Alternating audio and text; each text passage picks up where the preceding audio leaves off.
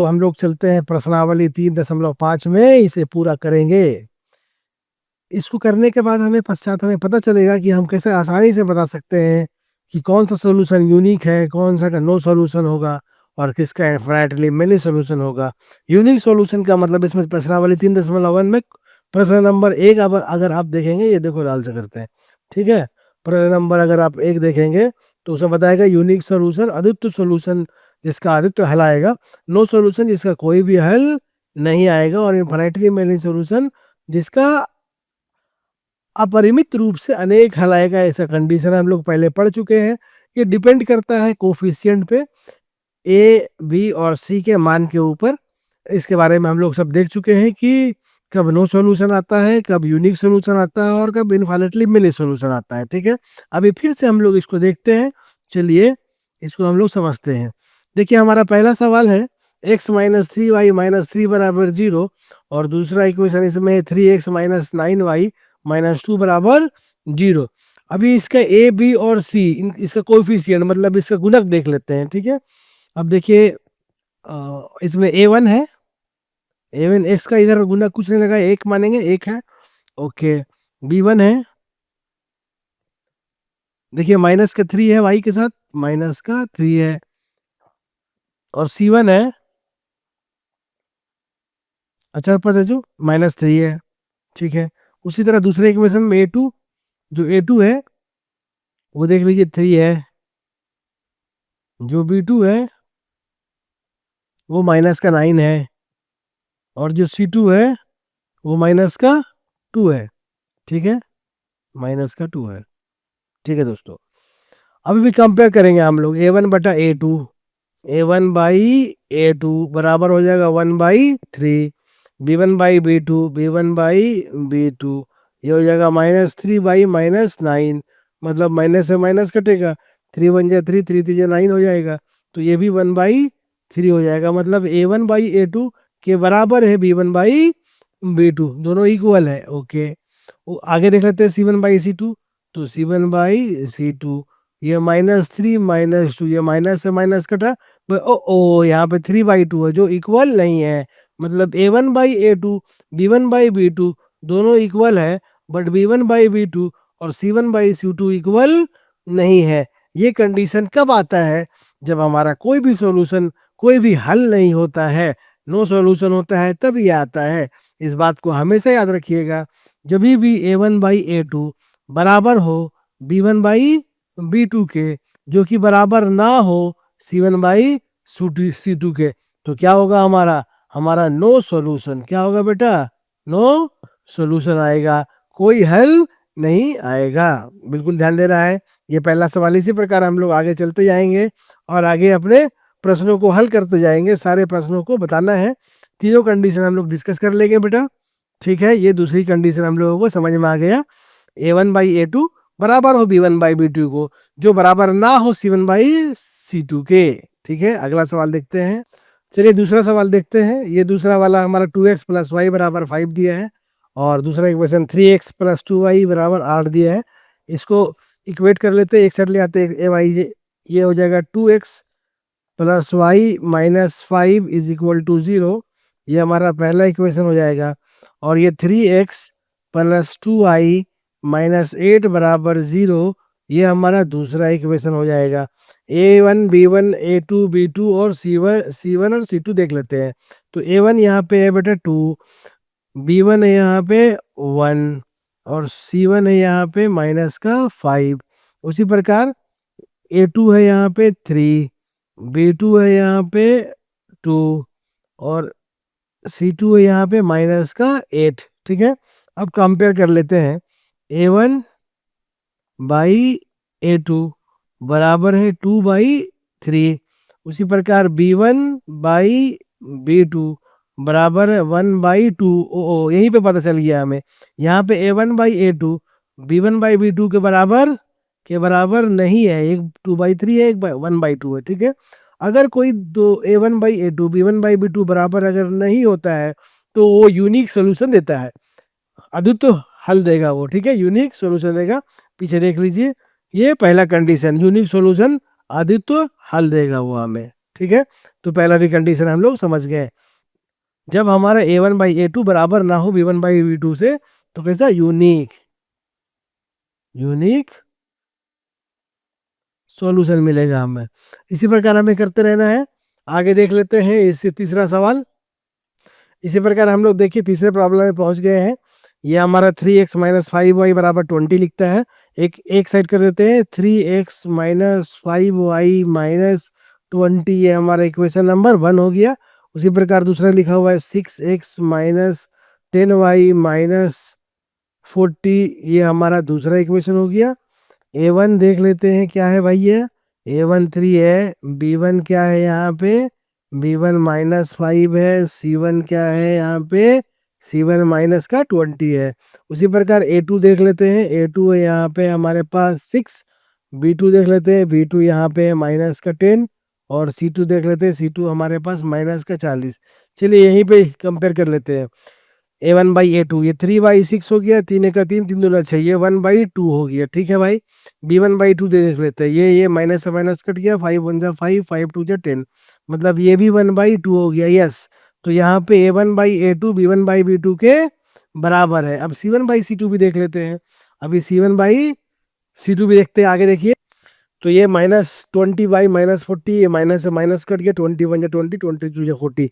Yes, ये भी 1/2 आ गया। मीन्स यहाँ पे क्या है, a1/a2 बराबर b1/b2 है, a1/a2 बराबर b1/b2 बराबर c1/c2। अगर ऐसा कंडीशन है तो क्या हमें पता है इनफाइनाइट मेनी सॉल्यूशन आता है। कैसा आता है, इनफाइनाइट मेनी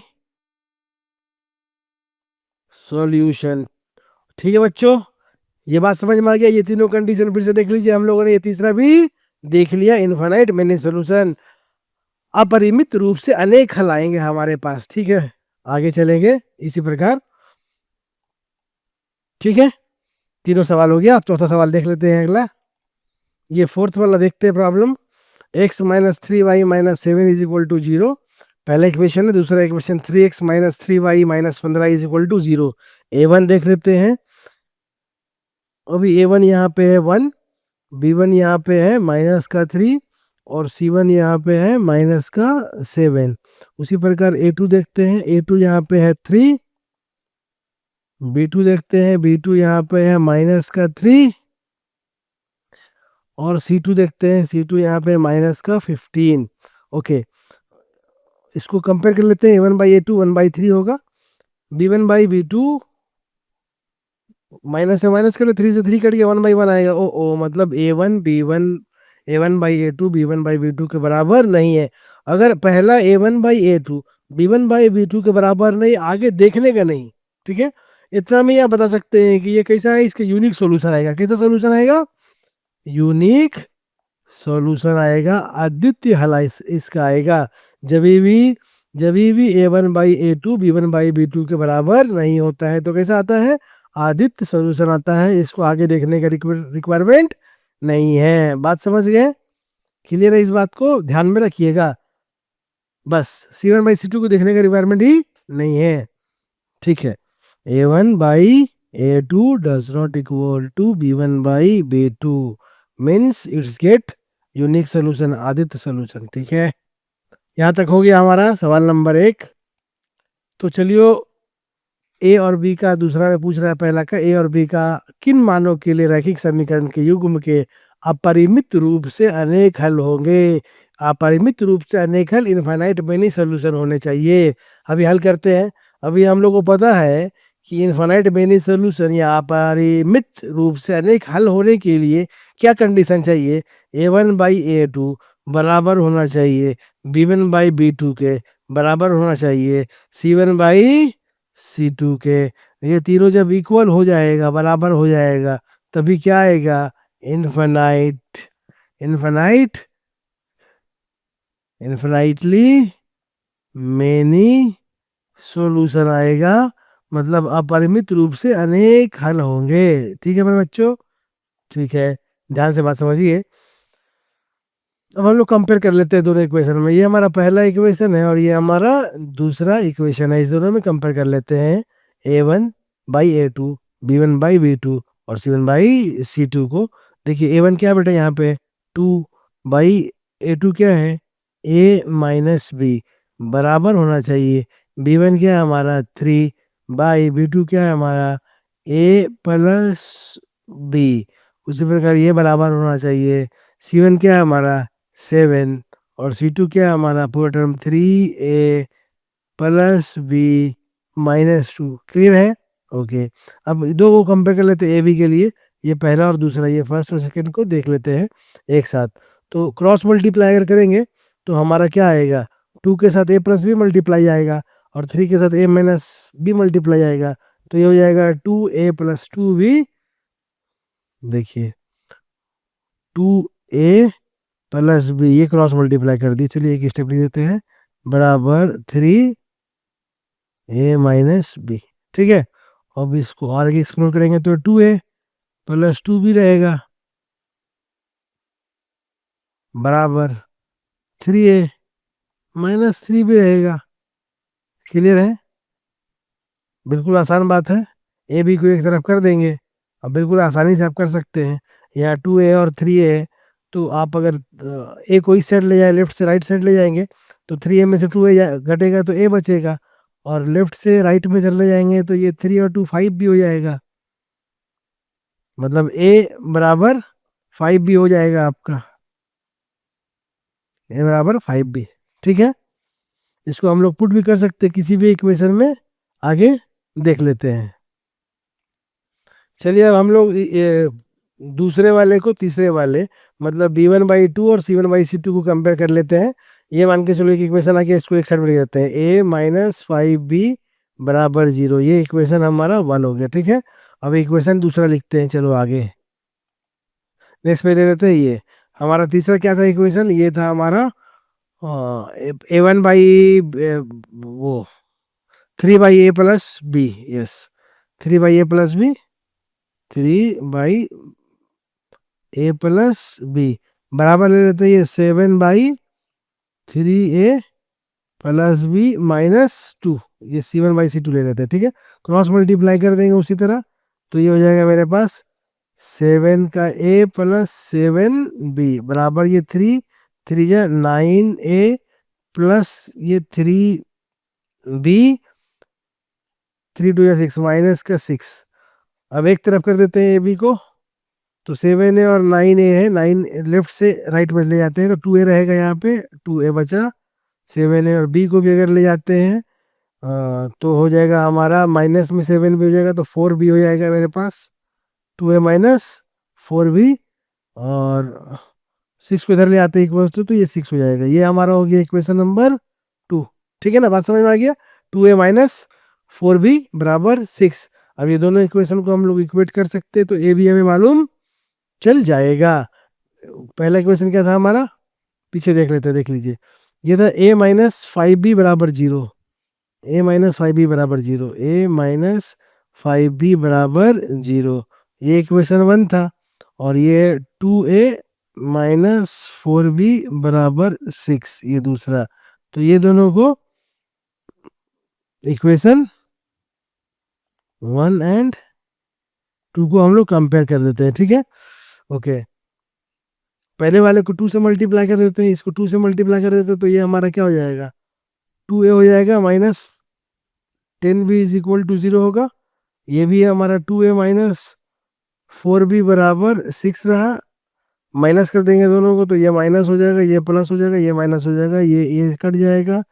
10b माइनस का प्लस 4b हो जाएगा, मतलब माइनस का 6b रहेगा बराबर ये माइनस का 6 रहेगा, -6 कट गया तो v का वैल्यू हमारा 1 आया। अगर v का वैल्यू 1 आया तो हम a आसानी से बता पाएंगे। a माइनस 5b बराबर 0 था, तो a का मान हमारा हो जाएगा, देखो इक्वेशन में पुट कर देते हैं, a माइनस 5b का मान 1 है तो 5 इंटू 1 5 हो गया बराबर 0, तो a बराबर हो जाएगा 5, b बराबर 1 और a बराबर 5, हमारा दो a और b का वैल्यू आ गया। देखिए भाइयों, उसी प्रकार हमको दूसरा सवाल बोला है, सवालों पे ध्यान देना है। सबसे इम्पोर्टेंट काम है लाइफ में कि जो सवाल है, जो प्रॉब्लम है, उसको सही ढंग से पहचानना। जब आप प्रॉब्लम को सही से पहचानेंगे तो आप उसका जवाब सही से दे पाएंगे। ठीक है, सवाल को सही से समझिए, कॉन्सेप्ट को हमारे साथ धीरे धीरे पढ़ते रहिए। ठीक है, और बने रहिए हमारे साथ। ये दूसरा सवाल देख रहे हैं, के लिए किस मान के लिए निम्न रैखिक समीकरणों के युग्म का कोई हल नहीं है। कोई हल नहीं है, कोई हल नहीं मतलब no solution, no solution. No solution कब होता है पता है हमें? बिल्कुल ही आसान बात है। नो सॉल्यूशन तब होता है जब a1/a2 बराबर हो b1/b2 के, b1/b2 के, जो कि बराबर ना हो c1/c2 के। अगर ऐसा कंडीशन होता है तो क्या होता है बेटा? No solution, no solution. ठीक है, कोई भी हल, कोई भी, कोई भी हल नहीं, हल नहीं, कोई भी हल नहीं। चलिए अब इसको करते हैं हम लोग। कोई भी हल नहीं, ठीक है, मतलब a1/a2 बराबर होगा b1/b2 के, बराबर नहीं होना चाहिए c1/c2 के। कंपेयर करते हैं अभी इक्वेशन के हिसाब से। तो यहाँ पे क्या है भाई, a1 हमारा क्या है 3 है, तो 3/a2 क्या है 2k-1, 2k-1 बराबर होना चाहिए। b1 क्या है मेरे पास 1, b2 क्या है हमारे पास k-1, k-1, जो कि बराबर नहीं होना चाहिए c1/c2 के। c1 क्या है हमारे पास 1, और c2 हमारे पास क्या है 2k+1, 2k+1। चलिए पहला दूसरा को कंपेयर कर लेते हैं, मतलब a1/a2 बराबर b1/b2 को कंपेयर कर लेते हैं आपस में। क्रॉस मल्टीप्लाई करेंगे तो ये 3k होगा, 3k-3 बराबर हो जाएगा 2k-1। के एक साइड लेके जाएंगे तो ये हमारा 3k से 2k जाएगा तो ये k बचेगा, और 3 को -3 से इधर आएगा तो +3 हो जाएगा। तो +3-1 मतलब 2 बचेगा। k का वैल्यू कितना आ गया 2। बिल्कुल बात समझ में आया। हमने किसको कंपेयर किया?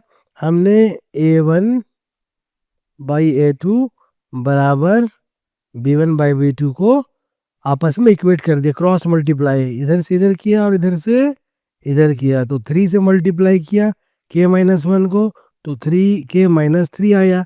उसी प्रकार 2k-1 को 1 से मल्टीप्लाई किया तो 2k-1 आया।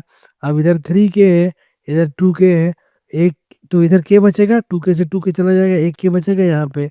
और इस 3 को अगर -1 और -3 को काटे, इस साइड में ले आए लेफ्ट से राइट, तो ये 2 बचेगा। k का वैल्यू 2 आ गया। अब चलो हम लोग दूसरे वाले b1/b2 को c1/c2 से कंपेयर कर लेते हैं, आगे देखते हैं। तो हमारा क्या है भाई, दूसरा में 1/k-1, 1/k जो कि इक्वल नहीं होना चाहिए 1/2k+1 से। फिर उसी तरह क्रॉस मल्टीप्लाई करेंगे तो ये हो जाएगा 2k+1 does not equal to k-1। अभी एक साइड k को लेफ्ट राइट में से लेफ्ट में ले आएंगे तो 2k-k तो k बचेगा, डज नॉट इक्वल टू, ये +1 को -1 लेफ्ट से राइट में ले जाएंगे तो -1 हो जाएगा। तो -1 एक बार, फिर -1 दो बार, मतलब -2 हो गया। मतलब हमारा k का वैल्यू क्या आया, that does not equal to -2।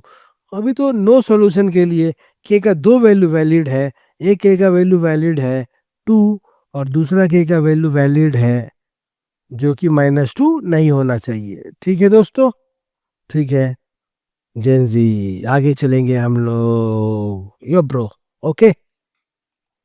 चलिए गाइस, हम लोगों को तीसरा सवाल भी तोड़ देना है, फोड़ देना है। निम्नलिखित रैखिक समीकरणों के युग्म में प्रतिस्थापन एवं ब्रज गुणन विधि द्वारा हल कीजिए। दो मेथड ध्यान रखना है, दोनों मेथड में आपको परिपक्व होना है और सारे सवालों को कर लेना है हमें। प्रतिस्थापन एवं ब्रज गुणन विधि के द्वारा हल करना है। दोनों मेथड को देख लेते हैं हम लोग।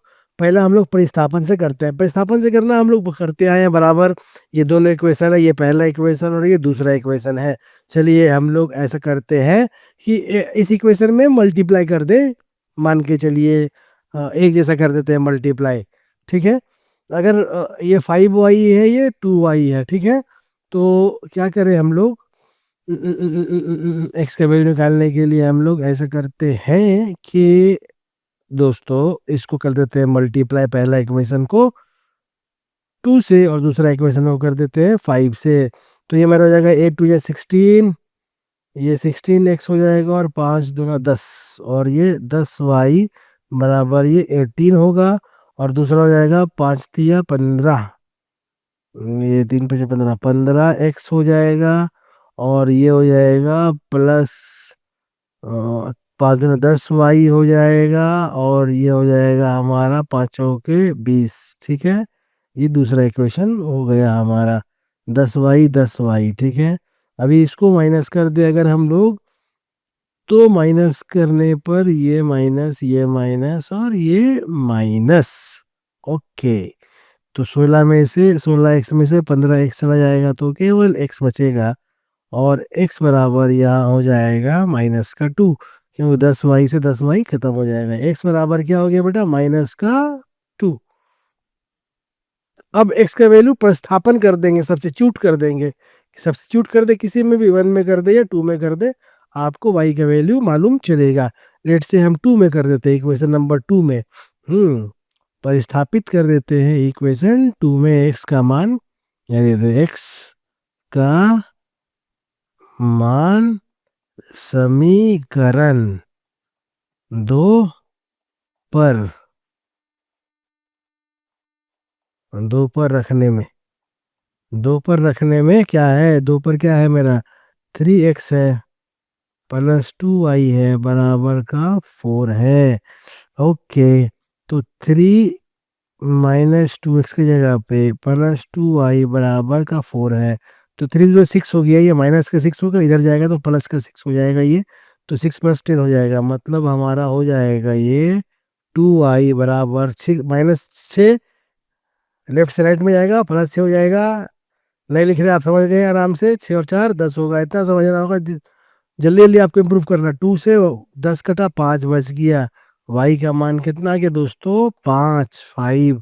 मतलब कि हमारा y का मान 5 है और x का -2 है। ये कौन सा विधि है, प्रतिस्थापन विधि, प्रतिस्थापन विधि। अभी हमको और क्या करना है, ब्रज गुणन। चलिए हम लोग ब्रज गुणन विधि देख लेते हैं, क्रॉस मल्टीप्लिकेशन मेथड। देखिए इसमें कैसे लिखते हैं, x/b1 into c2 minus b2 into c1 बराबर y बटा c1 into a2 minus c2 into a1 बराबर 1/a1 into b2 minus a2 into b1।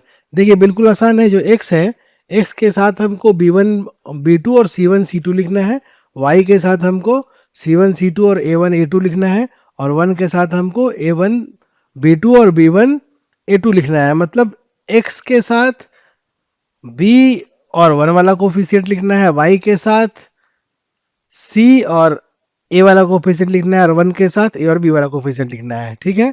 इस बात को याद रखना है, क्रॉस मल्टीप्लाई कर देना है, b1 इंटू c2 और c1 into b2, c1 a2 a1 c2 और a2 b2 और b1 a2, इसको याद रखना है। ब्रज गुणन विधि, क्रॉस मल्टीप्लिकेशन विधि, ठीक है। देखिए इसको आगे देख लेते हैं। नेक्स्ट पेज में जो हमारा इक्वेशन है उसको हमने लिखा है, देखिए ये हमारा इक्वेशन था, x 8x + 5y - 9 = 0। दूसरा था 3x + 2y - 4 = 0। तो x यहाँ b1 b2 लिखना है, b1 क्या है 5 और b2 क्या है 2, 5 2 लिख दिया। c1 c2 लिखना है, -9 - 4 लिख दिया, क्रॉस मल्टीप्लाई कर देना है इसको। उसी प्रकार y के साथ लिखना है, c1 c2 -9 - 4 और a1 a2 8 और 3, y के साथ भी लिख दिया हमने ऐसा ही, और इसको क्रॉस मल्टीप्लाई कर देना है। इसी प्रकार 1 के साथ लिखना है, a1 a2 8 और 3, a1 8 है और a2 3 है। उसी प्रकार b1 b2 5 और 2, b1 5 है और b2 2 है, क्रॉस मल्टीप्लाई करना है।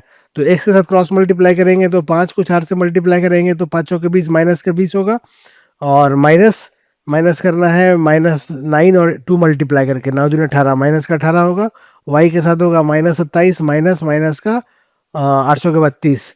उसी प्रकार 8 दूनी 16 और 5 तिया 15, एक्स का -20 माइनस माइनस +18, तो माइनस का 2 बचेगा, X by -2, Y by minus का 27 और प्लस का 32, तो 32 में से 27 जाएगा तो 5 बचेगा, बराबर 16 में से 15 जाएगा तो 1 बचेगा, 1/1।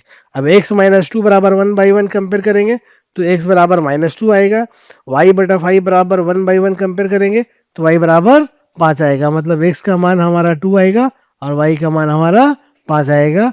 इस मेथड को हम लोग बोलते हैं क्रॉस मल्टीप्लिकेशन मेथड, या हिंदी में इसको बोलते हैं ब्रज गुणन विधि। ठीक है, इससे आगे अब हम लोग अगला सवाल देखते हैं। देखिए चौथा सवाल है। चौथा सवाल मैं बता रहा है सब्जेक्टिव है पूरा का पूरा, बस इसका लैंग्वेज को हमको समझना है और इसको इक्वेट कर देना, इक्वेशन के फॉर्म में लिख देना है और सवाल को उड़ा देना है। ठीक है, एक छात्रावास के मासिक व्यय का एक भाग नियत है, नियत है मतलब फिक्स्ड है, मतलब एक पार्ट आपका फिक्स्ड है। अभी इसका हल देखते हैं। एक पार्ट फिक्स है, मान के चले नियत, नियत भाग जो है, नियत मतलब फिक्स्ड, फिक्स्ड, ठीक है, फिक्स चार्ज, नियत फिक्स चार्ज, नियत भाग को मान लेते हैं कि ये एक्स है, ये मान लेते हैं क्या ये एक्स है जो कांस्टेंट वैल्यू है। तो मासिक व्यय का एक भाग नियत है और शेष इस पर निर्भर करता है कि छात्र ने कितने दिन भोजन किया। अगर 1 दिन भोजन करेगा तो 1 दिन का, 2 दिन भोजन करेगा 2 दिन का, 10 दिन भोजन करेगा तो 10 दिन का, मतलब दिन के वाइज। ठीक है, तो अभी हम मान लेते हैं कंडीशन इसका क्या है भैया, तो इसे कंडीशन ऐसा वाई मान लेते हैं इसका कि चार्ज पर डे है ना, जो फ्लक्चुएटिंग है, वेरिएबल है। ठीक है, हर दिन का,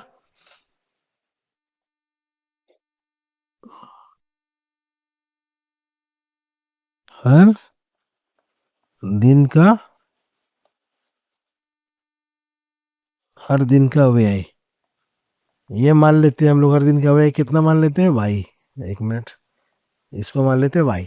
ठीक है, तो अभी हमको बोल रहा है कि भाई इसमें 2 कंडीशन दिया हुआ है, एक ए का, विद्यार्थी ए का दिया हुआ है और एक विद्यार्थी बी का दिया हुआ है। ए विद्यार्थी ए के हिसाब से दिया हुआ है कि जो 20 दिन भोजन करता है उसको 1,000 रुपये लगता है। तो ए के हिसाब से देख लेते हैं, तो ए का क्या है, एक्स तो लगेगा ही लगेगा, प्लस उसको और क्या लगेगा 20 दिन, वाई लगेगा, 20 दिन खाया है वो, जितना खाएगा उतना पैसा लगेगा, नहीं खाएगा बाहर पार्टी करेगा तो उसका पैसा नहीं लगेगा, उसका जेब से अलग से लगेगा। ठीक है, बट अभी हॉस्टल में खाएगा तो उसका 20 दिन खाया हॉस्टल में, तो छात्रावास का पैसा उसका 20 पाई लगेगा, और ये दोनों मिला के उसको कितना खर्चा हुआ, उसको 1,000 रुपये खर्चा हुआ। ये पहला बात है, ये ए को लगा ऐसा, एक्स प्लस 20 वाई बराबर 1,000। उसी प्रकार बी के बारे में देख लेते हैं, दूसरा विद्यार्थी बी है, बी के लिए क्या बता, बी को भी फिक्स कॉस्ट टैक्स लगेगा, प्लस जितना दिन खाएगा उतना दिन का पैसा लगेगा। कितना दिन खाया भाई ये, भाई ये 26 दिन खाया, 26 दिन भोजन खाता है वहाँ पे, तो इसको 26 वाई लगेगा, और 26 वाई बराबर ये कितना हो जाएगा भैया, इसको लगा 1,080, सॉरी 1,180, 1,180। ये हो गया दूसरा बात। ये दोनों चीज को, दोनों पॉइंट को हमको इक्वेट कर देना है। क्लियर है, हम हमारा आंसर आ जाएगा, एक कितना चार्जेस लगेगा हमारा फिक्स्ड और कितना डेली का चार्जेस लगेगा। अभी हम दोनों मेथड से कर सकते हैं, अभी पीछे हम लोगों ने देखा था प्रतिस्थापन मेथड से भी कर सकते हैं, या फिर हम लोग क्रॉस मल्टीप्लिकेशन मेथड, ब्रज विधि मेथड से भी कर सकते हैं। तो जैसी सहूलत पड़े आपको वैसे कर सकते हैं। देखिए मैं आपको करके आगे नेक्स्ट पेज में बता देता हूँ। x + 20y बराबर 1000, एक इक्वेशन मेरा है x + 20y बराबर 1000, और दूसरा है मेरा x + 26y बराबर 1,180। अब ये दोनों को अभी हम माइनस कर देते हैं, माइनस कर देते हैं, माइनस कर देते हैं। ठीक है, तो अगर माइनस करेंगे तो x से x कट हो जाएगा, और 20y है और ये 26y है, 20y में से 26y को माइनस करेंगे तो माइनस का 6y बचेगा, बराबर 1,000 है और ये 1,180 है, तो माइनस का 1,180 है और ये 1,000 है, तो 1,000 कटा देंगे तो ये 180 बचेगा। तो अभी काटेंगे तो माइनस से माइनस कट जाएगा, इधर फिर डिटेल में रहते हैं, y बराबर -180 और बटा में माइनस का 6, माइनस से माइनस कट गया, 6 तिया 18, 3 हुआ, 6 तिया 18, 3 और ये 0 का 0। तो मतलब y बराबर हमारा क्या निकल के आ गया, 30। y बराबर 30। क्लियर है? अब हम पुट कर देंगे किसी भी इक्वेशन में तो हमारा x का मान निकल जाएगा। क्लियर है? तो देख लेते हैं x का मान। x का मान हो गया हमारा, पर डे चार्ज तो हमारा 30 आ गया, लेकिन फिक्स कॉस्ट क्या है उसके लिए निकाल रहे हैं। तो अभी y का मान एक समीकरण नंबर 1 पे रखने पर तो x हो जाएगा प्लस 20 इंटू 30 बराबर 1000 हो जाएगा। तो हमारा हो गया x प्लस 3 दूना 6, ये 600 बराबर 1000 हो जाएगा। अब x का बराबर ये 600 माइनस में चला जाएगा तो 1000 में से 600 माइनस हो जाएगा तो ये 400 आ जाएगा। मतलब हमारा जो फिक्स चार्ज है, मंथली चार्ज है हमारा, ठीक है, वो हमारा हो गया 400 और हमारा डेली का कितना हो गया, 30 रुपया। ठीक है, मतलब हमारा मंथली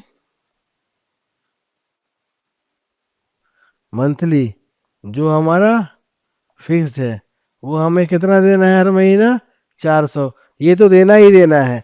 और फिर हमें फूडिंग का देना है, खाने का देना है, मेस चार्ज। ठीक है, per day monthly charge per day देना है हमें डेली बेसिस पे। हमें कितना देना है डेली बेसिस पे, 30 रुपया, 30 रुपीज़। 10 दिन खाएंगे 10 दिन का देना है मल्टीप्लाई करके, 25 दिन खाएंगे 25 दिन का, 26 दिन खाएंगे 26 दिन का, 20 दिन खाएंगे 20 दिन का। ठीक है, तो ये सब्जेक्टिव प्रॉब्लम्स को करेंगे सारा हम, कुछ भी नहीं है इसमें। आराम से बस केवल समझना है लैंग्वेज को और उस लैंग्वेज को इक्वेट कर देना है इक्वेशन के फॉर्म में। ठीक है, अभी दूसरा सवाल हम लोग देखते हैं और हम लोग बने रहेंगे, आगे करते रहेंगे। ठीक है दोस्तों, देखिए दोस्तों, सवाल नंबर 4 का हम लोग दूसरा सवाल देखते हैं। ये बोल रहा है एक भिन्न, भिन्न का मतलब फ्रैक्शन, और भिन्न 1/3 हो जाती है जब उसके अंश, अंश मतलब न्यूमरेटर, अंश में एक घटाया जाए, एक कंडीशन ये दिया हुआ है, और वह 1/4 हो जाती है जब हर में 8 जोड़ दिया जाए। हर मतलब डिनोमिनेटर, डिनोमिनेटर में 8 जोड़ देंगे तो वो 1/4 हो जाएगा। वेरी सिंपल प्रॉब्लम, बहुत आसानी से हम कर सकते हैं। ऐसा हम लोग देख लेते हैं अप्रोच कि अभी हम एग्जाम में कैसे लिखेंगे हल। मान लेते हैं कि भिन्न माना, भिन्न बराबर x/y। ठीक है, यहां पर अंश हो गया, अंश बराबर x और हर बराबर y। ये हमने मान लिया कि अंश x है और हर y है, हमारा भिन्न x/y है। अब सवाल के अनुसार हम देखते हैं, जैसा सवाल बोल रहा है अकॉर्डिंग टू क्वेश्चन, सवाल में बोला प्रश्न अनुसार। पहला कंडीशन क्या बोलता है कि एक घटा दे, किससे घटा दे, एक भाई अंश से हटा दे, न्यूमरेटर से हटा दे, तो x में -1 कर दे, और डिनोमिनेटर मतलब हर जैसा का तैसा रहे, y का y रहे, तो हमारा जो फ्रैक्शन है वो क्या हो जाता है, वो 1/3 हो जाता है। ठीक है, ये हमारा कंडीशन 1 है। इसको आगे आप और एक्सप्लोर कर सकते हैं, बिल्कुल सिंपल है, क्रॉस मल्टीप्लाई कर दीजिए तो 3x - 1 बराबर y होगा। तो y अगर इधर ले आएंगे तो 3x - y बराबर 3 हो जाएगा। 3x - 3 इधर होगा और इधर y होगा, y को इधर ले जाएंगे तो -y हो जाएगा, और 3 को राइट हैंड से ले जाएंगे तो माइनस से प्लस हो जाएगा 3, मतलब 3x - y बराबर 3। ये हमारा पहला इक्वेशन हो जाएगा। दूसरा कंडीशन दिया था हमें, दूसरा कंडीशन भी सिंपल है। वो बोल रहा है कि अगर हम क्या कर दे, 8 जोड़ दे, किस में जोड़ दे, हर में जोड़ दे, हर मतलब डिनोमिनेटर में जोड़ दे, मतलब x का x रहेगा और हर क्या हो जाएगा हमारा y + 8 हो जाएगा, तो हमारा जो फ्रैक्शन हो जाएगा वो 1/4 हो जाएगा। अभी ये भी बिल्कुल आसान है, क्रॉस मल्टीप्लाई करेंगे तो ये 4x बराबर y + 8 आएगा, तो 4x - y बराबर 8 हो जाएगा, 4x - y बराबर 8 हो जाएगा। ये हमारा इक्वेशन दूसरा हो गया। अब ये दोनों इक्वेशन को इक्वेट कर देंगे, हमारा x और y आराम से आ जाएगा समीकरण 1 तथा 2 से। देख लीजिए अगले पेज में, 3x - y बराबर 3 है और 4x माइनस वाई बराबर 8 है। तो समीकरण एक तथा दो से समीकरण है हमारा 3x माइनस वाई बराबर 3, पहला वाला था, और दूसरा वाला है 4x माइनस वाई बराबर 8। ठीक है, ये दोनों को इक्वेट कर लेंगे। अभी क्या करना है, अभी हम माइनस कर देते हैं। तो माइनस करेंगे तो साइन चेंज हो जाएगा, ये प्लस है तो ये माइनस हो जाएगा, ये माइनस है तो ये प्लस हो जाएगा, ये प्लस है तो ये माइनस हो जाएगा। Minus Y plus Y cut जाएगा। 3y minus 3x minus 4x मतलब माइनस का x बचेगा इधर। इधर 3 माइनस 8 मतलब 5 बचे। 3 माइनस माइनस का 5 बचेगा, माइनस का 5, माइनस माइनस कट जाएगा, मतलब हमारा x का वैल्यू आ गया 5। ठीक है, बिल्कुल बिल्कुल ठीक है। यो आगे चलो, अभी हमारा y का मान निकालना है, तो किसी में भी पुट कर देंगे। पहला में पुट कर देते हैं x का मान, तो 3x का मान है 5, 3 गुना 5 माइनस वाई बराबर 3। अभी माइनस को इधर ले जाएंगे, 3 को इधर ले जाएंगे, तो ये 15 माइनस 3, 5 दिया 15 माइनस 3 बराबर वाई होगा। अब 15 में से 3 घटाएंगे तो 12 बचेगा, मतलब वाई बराबर 12 होगा। अभी तो x का मान हो गया 5 और y का मान हो गया 12। फ्रैक्शन क्या है मेरा, x बाई वाई। तो जो हमारा फ्रैक्शन होगा, जो हमारा भिन्न होगा, जो हमारा फ्रैक्शन, जो हमारा भिन्न फ्रैक्शन भिन्न होगा, वो क्या होगा, x बाई वाई बराबर 5/12। ठीक है मेरे भाई, ये हमारा सोल्यूशन हो गया 5/12 फ्रैक्शन। करते रहेंगे इसी प्रकार सारा सवाल। चलिए, लैंग्वेज प्रॉब्लम है, आसान होता है, कोई प्रॉब्लम नहीं है, बस आपको एक बारी इक्वेशन को समझना होता है और आराम से सॉर्ट आउट कर देंगे। चलिए नेक्स्ट प्रॉब्लम देखते हैं। देखिए प्रश्न तीसरा बोलता है यश के बारे में, ये भी एक टेस्ट के बारे में। अगर टेस्ट आप दे रहे हैं तो क्या बोल रहा है, एक टेस्ट में अर्जित करता यश 40 नंबर, अगर वो सही आंसर के उसको 3 नंबर मिलते और गलत आंसर के 1 नंबर उसके कट जाते, तो उसको 40 मार्क्स प्राप्त होता। दूसरा कंडीशन दिया हुआ है कि अगर सही मार्क्स का उसको 4 नंबर मिलता और गलत का 2 नंबर कट जाता तो उसको 50 नंबर मिलते। अभी पूछ रहे हैं कि टेस्ट में कितना सवाल है, प्रश्न कितना था। ठीक है, राइट आंसर के लिए और रॉन्ग आंसर के लिए। तो मान के चल मानते हैं कि एक्स हो गया तुम्हारा राइट आंसर का, रॉन्ग आंसर का वाई हो गया। ठीक है, तो हल करते हैं इसको, हल। ठीक है, सही सही जो उत्तर है, सही उत्तर है उसके लिए मान के चलते हैं एक सवाल है, उसका एक सवाल, और गलत गलत उत्तर जो दिया है उसका क्या है, वाई है, मान के चलते हैं। तो हमें अभी पूछ रहा है कि टोटल क्वेश्चन कितना है, तो टोटल क्वेश्चन कुल जो प्रश्न होगा वो होगा एक्स प्लस वाई। अब ये हमें मालूम करना है एक्स प्लस वाई। अब इसमें कंडीशन दिया हुआ है, कंडीशन क्या दिया हुआ है कि राइट आंसर के लिए पहला कंडीशन 3 नंबर मिलेगा और रॉन्ग के लिए 1 कट जाएगा। तो और इसका इन टोटल कितना आएगा भाई, 40 आएगा। तो लेट से पहला कंडीशन, कंडीशन नंबर 1 अगर हम देखते हैं तो अभी हमारा क्या है 3 और सही आंसर, तो 3x हो गया। गलत के लिए 1 कट जाएगा तो माइनस वाई, और इसका टोटल कितना वैल्यू आ रहा है 40। ये मेरा पहला इक्वेशन है। ठीक है, ये पहला कंडीशन के हिसाब से पहला इक्वेशन। दूसरा इक्वेशन क्या है, दूसरा हमारा है 4 नंबर मिलेगा सही के लिए, तो 4x हो गया, और 2 कट जाएगा तो -2y हो गया। और अगर ऐसा होगा तो कितना मार्क्स में टोटल मिलेगा 50। तो ये हमारा दूसरा इक्वेशन हो गया। अब ये दोनों इक्वेशन को इक्वेट कर देते हैं, बिल्कुल सरल है। अभी देख लीजिए यहाँ x का कोफिशियंट 3 और 4 है और y का कोफिशियंट 1 और 2 है। अभी अगर इक्वल करना चाहे तो हम वन वाले इक्वेशन को अगर हम 2 से मल्टीप्लाई कर देंगे तो 1 वाला इक्वेशन मेरा हो जाएगा 6x माइनस 2y बराबर 42 जा 80। ये हमारा पहला वाला इक्वेशन ट्रांसफॉर्म हो गया। ठीक है, अब हम दोनों को इक्वेट कर देते हैं, तो अभी ये दोनों इक्वेशन को इक्वेट कर देते हैं, अभी माइनस कर देते हैं दोनों को, तो ये साइन चेंज हो जाएगा, ये प्लस तो माइनस, ये माइनस तो ये प्लस, और ये प्लस तो ये माइनस।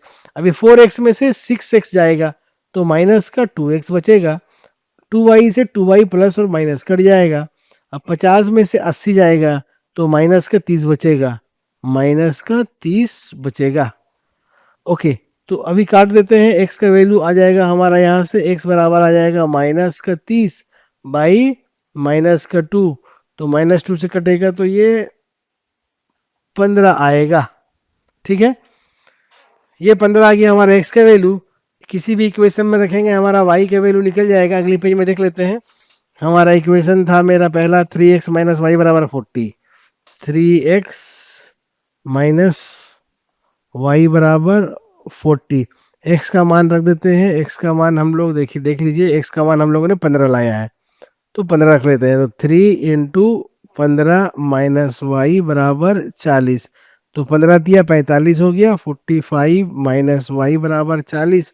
वाई को इधर लेके आ जाएंगे राइट हैंड साइड में और 40 को लेफ्ट हैंड साइड में, तो 45 माइनस 40, तो वाई बराबर हो जाएगा 5। ठीक है, x बराबर 15 और y बराबर 5 आ गया। मतलब हमारा जो कुल प्रश्न होगा, कुल प्रश्न जो हमारा होगा 15 प्लस 5 मतलब 20, आंसर इज 20, 15 प्लस 5। क्लियर है, 20 सवाल टोटल है हमारे पास, मतलब यस के पास। ठीक है मेरे भाई, बिल्कुल आप अपने आप को मान के चलेंगे, आप बिल्कुल आसानी से कर पाएंगे। ठीक है, अपने आप को कंसीडर करके चलिए, सिचुएशन में डाल के देखिए अपने आप को, तो आपको ज़्यादा बेहतर समझ में आएगा। हर कंडीशन में अपने आप को डालिए और जस्टिफाई कीजिए, बेहतरीन रहेगा आपके लिए। अब अगला सवाल देखते हैं। देखिए अब अगला सवाल है गाइस, ये बोल रहा है कि एक राजमार्ग दो स्थान ए और बी 100 किलोमीटर दूरी पर है। ठीक है, दो प्लेस है, ए एक प्लेस है, एक बी प्लेस है, दो पॉइंट है ए और बी। ठीक है, 100 किलोमीटर डिस्टेंस है, दो पॉइंट है, ये एक ए पॉइंट है और एक ये बी पॉइंट, और इसके बीच का डिस्टेंस कितना है, 100 किलोमीटर है। ठीक है, अभी क्या बोलता है कि यदि ये कारें, दोनों पॉइंट में दो कारें, ठीक है, यदि ये कारें भिन्न भिन्न चालों से एक ही दिशा में चलती है, एक ही दिशा में, एक ही डायरेक्शन में अगर भिन्न भिन्न चल रही है, कुछ मान के चलो S1 स्पीड है और दूसरा कार का S2 स्पीड है, एक ही दिशा में चलता है, तो ये दोनों आपस में मिलता है कितना, 5 आवर्स लग जाता है इसको।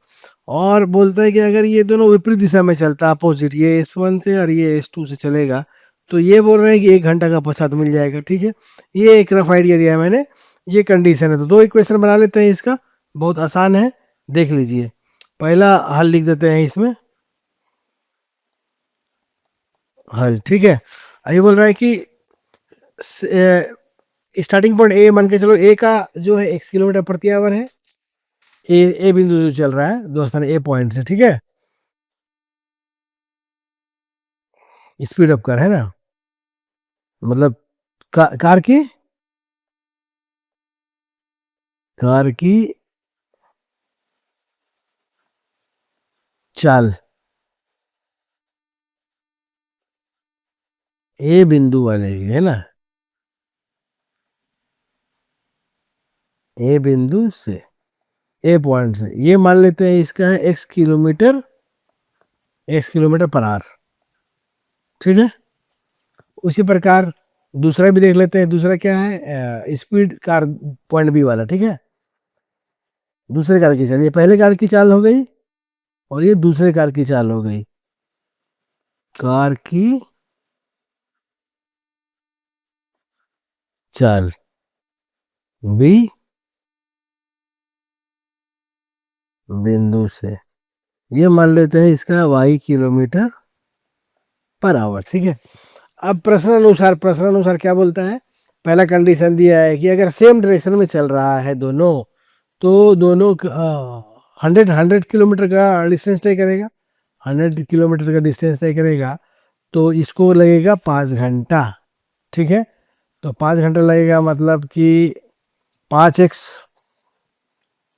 According question. ठीक है, प्रश्नानुसार प्रश्नानुसार। ठीक है, ये लगेगा इसको 5x और -5y बराबर कितना भैया 100। ठीक है, समय गुना चाल दूरी। ठीक है, तो ये पास पास कर देते हैं, 5 से 5 कर दिया, 5 से 5 कर दिया, यहाँ से 5 दूनी 10 और ये 20 हो जाएगा। ठीक है, तो मतलब मेरा हो जाएगा x माइनस वाई बराबर 20। ये हमारा इक्वेशन नंबर 1 हो गया गाइस। ओके, अब दूसरा देख लेते हैं। दूसरा बोलता है कि अगर अपोजिट में ट्रैवल करेगा सेम दिशा में, पहला कंडीशन अपोजिट में ट्रैवल करेगा तो 1 घंटा में मिल जाएगा। तो फिर बहुत आसान बात है, दोनों को जोड़ देते हैं तो x प्लस वाई बराबर कितना आ जाएगा भैया 100। x प्लस वाई बराबर 100। अपोजिट डायरेक्शन में ट्रेवल कर रहा है, 100 दूरी तो सेम है, 100 किलोमीटर की दूरी है राजमार्ग। ठीक है, ओके, तो अभी चाल कितना होगा भाई, तो x प्लस वाई बराबर 100 दूसरा इक्वेशन हो गया। ये दोनों को इक्वेट करेंगे, हमको मालूम चल जाएगा।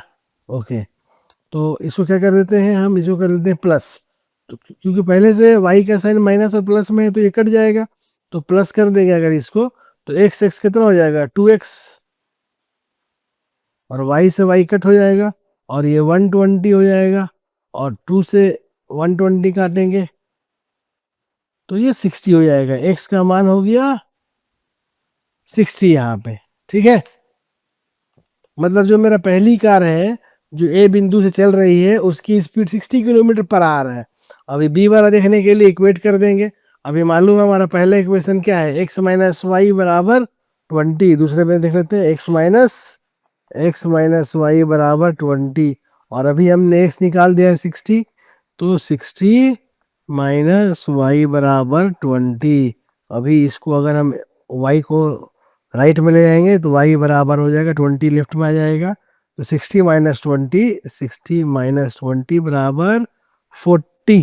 y का मान आ गया बेटा कितना 40, x का मान आ गया था हमारा कितना 60 और y का मान आ गया 40। मतलब जो पॉइंट b से चलेगा वो 40 किलोमीटर पर आवर होगा, और जो पॉइंट a से चलेगा वो 60 किलोमीटर पर आवर होगा। ठीक है, स्पीड। ठीक है सर, ए बिंदु से चलने वाले का कितना हो गया भाई, ये हो जाएगा 60 किलोमीटर पर आवर, और ये कितना हो जाएगा 40 किलोमीटर पर आवर। ठीक है मेरे दोस्त, जिंदा रहना है, मेहनत करते रहना है मेरे भाइयों, लगे रहना है, परिश्रम से पीछे नहीं हटना है। ठीक है, कंटिन्यूएशन के साथ करना है, अपने ज़िंदगी में कंटिन्यूटी को बरकरार रखना है और कंसिस्टेंट एफर्ट लगाना है, लगातार प्रयास करते रहना है और अथक प्रयास करना है। ठीक है मेरे भाई, कभी भी इसको ब्रेक नहीं होने देना है। अब आगे हम लोग और सवाल करेंगे। और अभी ये देखिए सवाल नंबर 5, अध्याय का जो प्रश्नावली 3.5 है उसका ये अंतिम सवाल है। अब इसे हम कर लेते हैं, इसे हम देख लेते हैं। क्लियर है, बहुत आसान है। ये बोल रहे हैं एक आयत का क्षेत्रफल 9 वर्ग इकाई कम हो जाता है यदि उसकी लंबाई 5 इकाई कम कर दी जाती हो और चौड़ाई 3 इकाई बढ़ा दी जाए। 5 इकाई लंबाई को कम करना है और चौड़ाई को 3 इकाई बढ़ा देना है। अच्छा, दूसरा बोल रहा है यदि हम लंबाई को 3 इकाई और चौड़ाई को 2 इकाई बढ़ा दें तो क्षेत्रफल 67 वर्ग इकाई बढ़ जाता है। आयत की विमाएं ज्ञात कीजिए, आयत की विमाएं ज्ञात कीजिए। लेंथ बताइए, ब्रेथ बताइए, इसका लंबाई और चौड़ाई को आप बता दीजिए। बहुत सिंपल सी बात है, हम मान लेते हैं, लेट्स लंबाई को चौड़ाई हमको मालूम है, एरिया हल कर लेते हैं।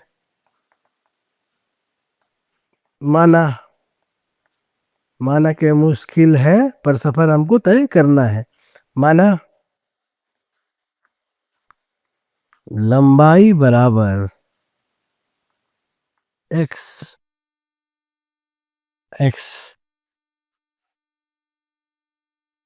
तथा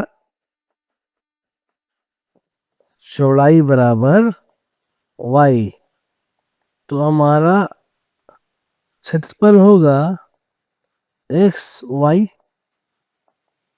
ठीक है, ओके। अभी बोलता है कि अगर हम इसके लंबाई में 5 इकाई कम कर दे, कंडीशन पहला था हमारा लंबाई में 5 यूनिट कम कर दे, तो x माइनस 5, और चौड़ाई में 3 बढ़ा दें, चौड़ाई में 3 बढ़ा दें, मतलब y प्लस 3, अगर ऐसा कर दें तो हमारा क्षेत्रफल जो है वो 9 वर्ग इकाई कम हो जाता है। क्षेत्रफल मतलब इसका मल्टीप्लाई x माइनस 5 इंटू वाइनस माइनस 3, वाई प्लस 3, तो क्या हो जाता है क्षेत्रफल, जो हमारा क्षेत्रफल क्या है हमारा एक्स वाई, कितना कम हो जाता है 9 वर्ग कम हो जाता है। ठीक है, एक्स वाई माइनस 9।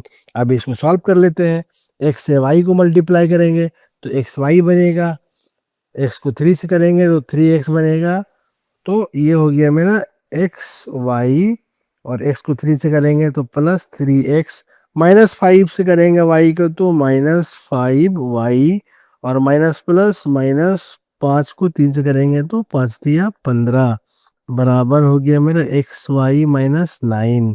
अब देखिए इधर भी एक्स वाई है और इधर भी एक्स वाई है सेम साइन के साथ, तो कट जाएगा। अब इधर हो गया मेरा 3x minus 5y, 3x minus 5y, 3x minus 5y। अभी अगर माइनस 15 को अगर लेफ्ट साइड राइट में ले जाएंगे तो प्लस हो जाएगा, तो ये माइनस 9 कट जाएगा तो 6 बचेगा, तो ये हो गया 6, मतलब 3x माइनस 5y बराबर 6। ये मेरा हो गया पहला इक्वेशन कंडीशन नंबर 1 के अकॉर्डिंग। अब हम एक दूसरा कंडीशन क्या बोलता है, दूसरा बोल रहा है कि अगर क्या करें हम लंबाई को 3 इकाई और चौड़ाई को 2 इकाई बढ़ा दे, लंबाई को 3 यूनिट बढ़ा दे और चौड़ाई को 2 यूनिट बढ़ा दे, तो क्षेत्रफल 67 वर्ग इकाई बढ़ जाता है। तो ठीक है भाई, दूसरा भी कंडीशन बहुत सिंपल है, अगर हम क्या करें लंबाई को 3 यूनिट बढ़ा दें और हम चौड़ाई को, वाई चौड़ाई है हमारी, चौड़ाई को कितना बढ़ा दे भाई 2 यूनिट, चौड़ाई को 2 यूनिट बना दे, तो जो हमारा क्षेत्रफल है, क्या क्षेत्रफल है एक्स वाई, ये और इंक्रीज कर जाता है कितना से 67 से।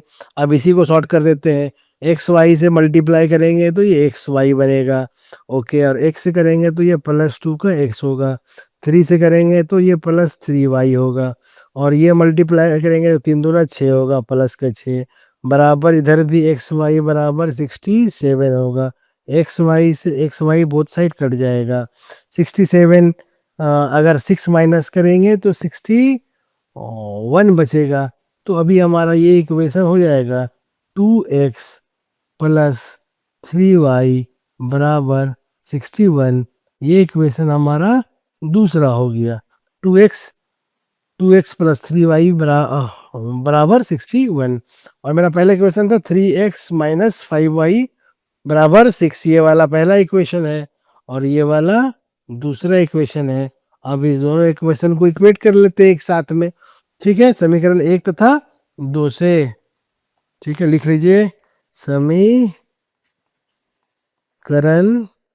1 तथा 2 से हमें प्राप्त होगा, एक साथ लिख देते हैं, पहला था मेरा 3x माइनस 5y बराबर 6, और दूसरा था 2x प्लस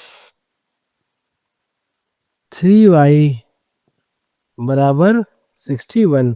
एक बार देख लीजिए, 3x माइनस 5y बराबर 6, 3x माइनस 5y बराबर 6, और दूसरा 2x प्लस 3y बराबर 61, 2x प्लस 3y बराबर 61। अभी देखेंगे तो x का कोफिशिएंट दोनों जगह अलग है और y का भी कोफिशिएंट मतलब गुणक दोनों जगह अलग है। अभी ये कटेगा नहीं, अभी हम क्या करें इसको मल्टीप्लाई कर देते हैं, ठीक है। अगर मान के चलो ऐसा हम कर सकते हैं कि इसको हम मल्टीप्लाई कर दें ऊपर वाले इक्वेशन को 2 से और नीचे वाले इक्वेशन को कर दे 3 से, तो ये मेरा हो जाएगा 3 दूना 6x माइनस 10y बराबर 12। उसी प्रकार ये हो जाएगा मेरा 3 दूना 6x माइनस का, सॉरी प्लस का ओके, 6x प्लस का 3 9y बराबर 61 तिया तो 6 तिया 18, 180 और 3 183, 183। ठीक है, अब ये कटेगा मेरे दोस्तों, माइनस कर दो, माइनस कर दो, ये भी माइनस कर दो मेरे दोस्त। 6x से 6x कट गया। अच्छा, माइनस का 10y है और माइनस का 9y है, तो माइनस का ही ऐड हो जाएगा, 19y हो जाएगा। और 183 में से 12 घटा दीजिए तो हो जाएगा, 10 घटाए तो 173 और 2 घटाए 181। तो ये माइनस का 181 हो जाएगा। अब 19 का पहाड़ में आता है 181, 19 नवा 181। ठीक है ना? नहीं है ठीक? नहीं ना, ठीक है भाई, गलती की है ना, 181 का 12 घटाएंगे तो 171 होगा ना। 171, 171। ठीक है, अभी कटेगा 9 से, 19 9 171, 9 से कट गया, 9 से कट गया तो माइनस माइनस भी कट गया, तो y का मान कितना आ गया दोस्तों? y का मान आ गया 9। y का अगर मान 9 आ गया, अभी तो हमको मालूम चल गया, x का मान निकाल देंगे हम, बैठा देंगे इसमें, पहले वाले इक्वेशन में बैठा देते हैं। तो हमारा 3x माइनस 5y बराबर 6 था, तो 3x माइनस 9 × 5 = 45, 45 बराबर 6 है, तो 3x इधर ले जाएंगे तो ये माइनस का प्लस हो जाएगा, तो ये हो जाएगा 45 5 51, 51। तो x का मान आ जाएगा, काट देते हैं, 3 एका 3, 2 3 7 21 17। x का मान आ गया बेटा मेरा 17, 17। तो अभी भी दोस्तों x का मान आ गया हमारा 17 और y का मान आ गया 9। ये हमारा हो गया सॉल्यूशन। मतलब कि आयत की जो लंबाई होगी वो 17 यूनिट होगी और जो चौड़ाई होगी वो 9 यूनिट होगी। दोस्तों ये हम लोगों ने सारे प्रश्न कर लिया, प्रश्नावली 3.5 के। आप ध्यान से पढ़ते रहें, आगे भी हमारे साथ बने रहें और महत्वपूर्ण सवालों को करते रहे हमारे साथ। हम सभी सवालों को कराएंगे। आप हमारे लाइक सब्सक्राइब शेयर करते रहिए और देखते रहिए। ठीक है ना? बिल्कुल आसानी से हम 100% मार्क्स 100 out of 100 ला सकते हैं, इसमें कोई भी दुमत नहीं है। आज के लिए धन्यवाद। ठीक है, कॉन्सेप्ट रोबा के साथ बने रहें, कॉन्सेप्ट के साथ साथ हम लोग सारे सवालों को करते रहेंगे और अपने आप को एक दिन सफल बना देंगे। धन्यवाद।